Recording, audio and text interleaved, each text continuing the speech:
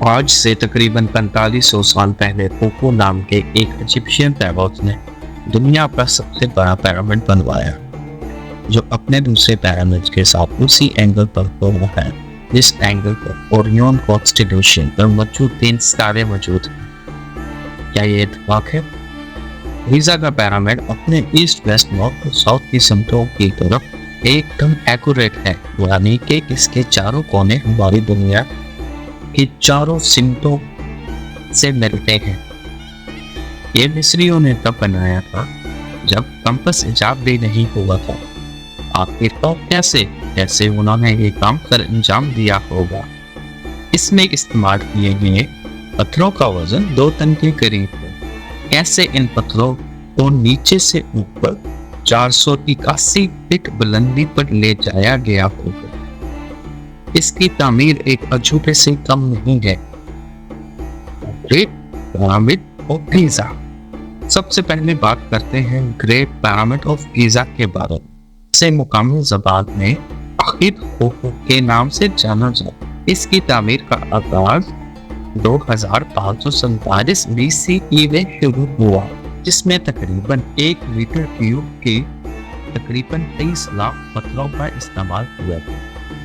اس کے اندرونی چیمبرز کو 50 ٹن کے بھاری گرینائٹ پتھروں سے بنایا گیا تھا، اور اس کے علاوہ 2 الگ طرح کے لائم سٹونز کا بھی استعمال کیا گیا۔ اس کی تعمیر میں 23 lakh normal stones plus 50 ton کے granite stones plus limestones, ان سب کو ایک ساتھ جوڑ کر اس بڑے عجوبے کو تعمیر کیا گیا، جو ایک نہایت عمدہ عمارت ہے۔ یہ پیرامڈ تقریباً 146.6 میٹر یعنی 30 منزلہ عمارت جتنا اونچا ہے، اور اس کی بنیاد کی لمبائی تقریباً 230 میٹر ہے، جس سے اس کا اینگل آف انکلینیشن 91 ڈگری تک بن جاتا ہے۔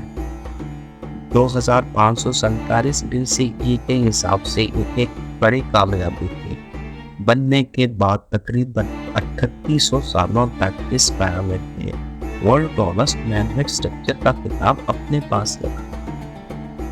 پھر اس ریکارڈ کو 1221 میں لندن کے سینٹ پال کیتھیڈرل چرچ نے توڑا، جو بننے کے بعد 380 سال تک زمین کے اوپر کھڑا رہا اور پھر گر گیا۔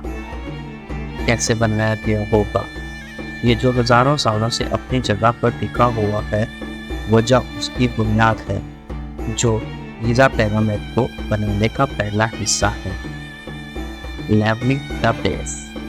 کسی بھی بڑی عمارت کو بنانے سے پہلے اس کی بنیاد کو مضبوط بنانا بہت ضروری ہوتا ہے، یعنی مضبوط اور گہری اس کی بنیاد ہوگی، اتنی ہی بلند عمارت بنے گی۔ مگر گیزا کی جگہ ہموار نہیں تھی، اس وجہ سے اس کی بنیاد کو ڈائریکٹ نہیں بنایا جا سکتا تھا۔ وہاں کی زمین کو پہلے ہموار کرنا ضروری تھا، اور ایسے مسئلے کو حل کرنے کے لیے مصری اس اوزار کا استعمال کرتے تھے۔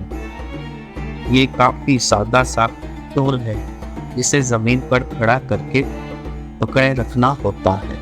اگر زمین ہموار ہوئی تو اس کا دھاگا درمیان میں ٹھہر جائے گا، اور اگر یہ دائیں بائیں گیا تو سمجھو زمین ہموار نہیں ہے۔ اسی اوزار کا استعمال کر کے مصر کے لوگوں نے پہلے زمین کو ہموار کیا، اور پھر نے دوسرے مسئلوں کو حل کرنے کی الائنمنٹ۔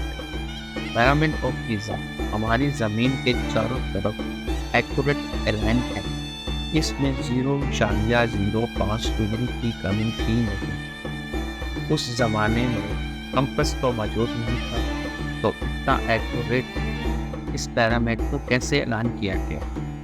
کچھ لوگوں کا کہنا ہے کہ یہ مصری لوگ بہت کچھ جانتے تھے، اس لیے انہوں نے نارتھرن اسٹار کی مدد سے کی جانا کہ زمین کا نارتھ پول کس سمت میں ہے۔ اب یہاں ایک سوال پیدا ہوتا ہے کہ ہماری زمین ایسے گردش رکھتی ہے جس کی وجہ سے ہمارے نارتھ اسٹار بدلتے رہتے ہیں، لیکن یہ بدلاؤ کئی ہزاروں سال بعد آتا ہے، جس کے درمیان نارتھ پول پر کوئی ستارہ ہی موجود نہیں ہوتا، اور کچھ ایسا ہی 2500 BCE میں ہوا، जब नॉर्थ में कोई सितारा मौजूद ही नहीं था तो कोको ने नॉर्थ सितारे का कैसे मालूम किया होगा।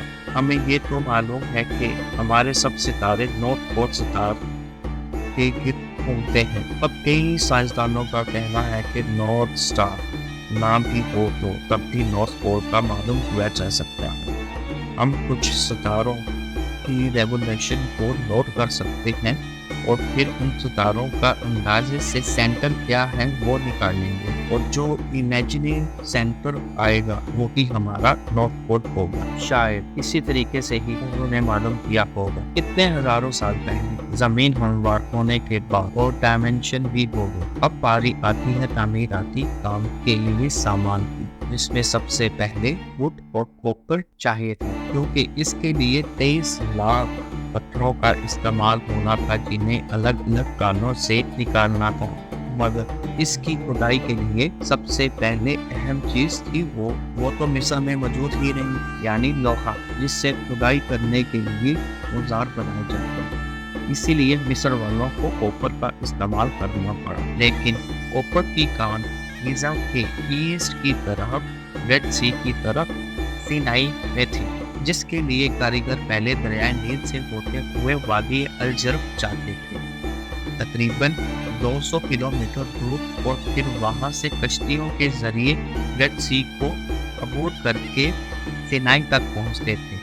मगर वहां से जमा किए हुए कॉपर को वादी अल जर्फ वापस लाना इतना आसान नहीं था, वो भी समुद्र के रास्ते, क्योंकि कॉपर का वजन इतना था कि उस कश्ती में या तो कॉपर आ सकता था या फिर वो खुद। इसलिए सिनाई के सिडार फॉरेस्ट में से मजीद कश्तियां बनाने के लिए लकड़ियां इकट्ठी करके लाते। फिर जब कश्तियां और कॉपर हासिल कर लेते और उसी वक्त वो समुद्र के रास्ते वापस वादी अल जर्फ लौट आते, फिर वो अपनी कश्तियों को तोड़कर जमीन के नीचे चैम्बर में छुपा दिया करते, ताकि काम वाली जगह पर सामान पहुंचाकर वापस आने तक वादी अल जर्फ में रखी उनकी कश्तियों को कोई भी चुरा न। मिस्र एक रेगिस्तान में होने की वजह से पत्थर तो आसानी से मिल जाते हैं, मगर दरख्त मिलना इतना आसान नहीं है। वहाँ लकड़ी एक सोने से कम नहीं। अब खुदाई के लिए औजार बन गए। अब बारी है पत्थरों की खुदाई की। गीज़ा पिरामिड की कंस्ट्रक्शन में 3 तरह के पत्थरों का इस्तेमाल किया गया। इंटीरियर के लिए ग्रेनाइट और बाकी के स्ट्रक्चर के लिए येलो लैंडस्टोन।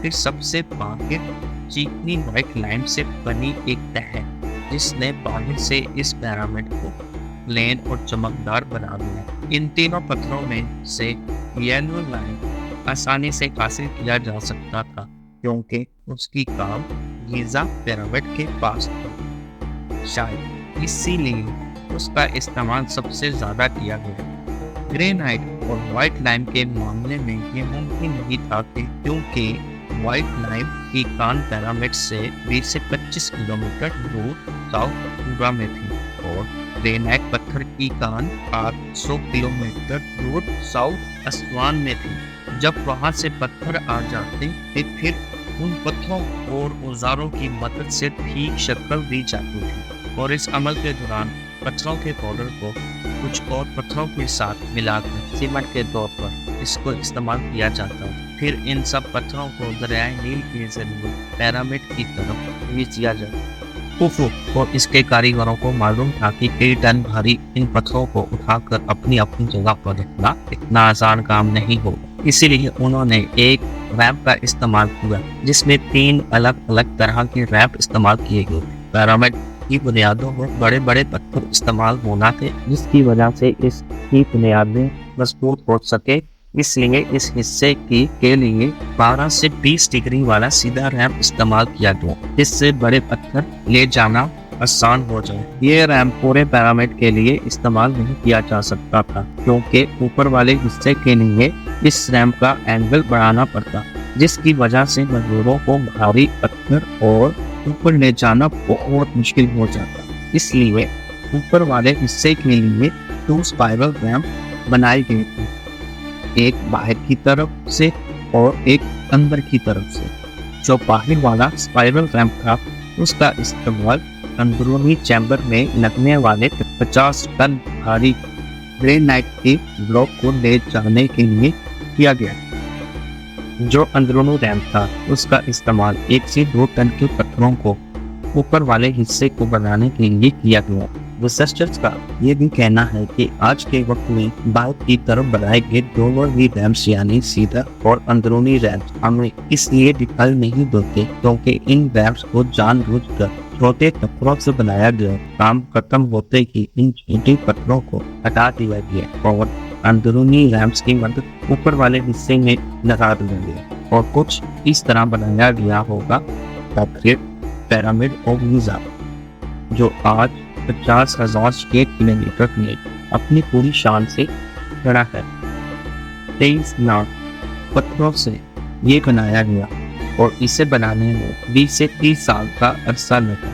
पिरामिड को बनाने में एक मजदूर को रोजाना 300 से 400 ब्लॉक्स लगाने पड़े, यानी एक ब्लॉक पर सिर्फ 2 मिनट। ये एक बेहद मुश्किल काम था।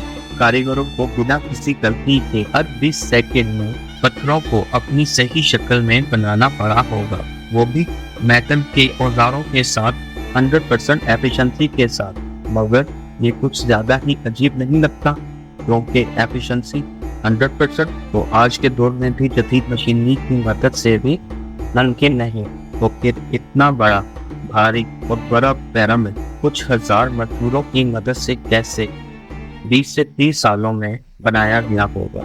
अब इस पर कुछ साइंसदानों का कहना है कि गिज़ा पिरामिड के पत्थरों को वहीं पर बनाया गया।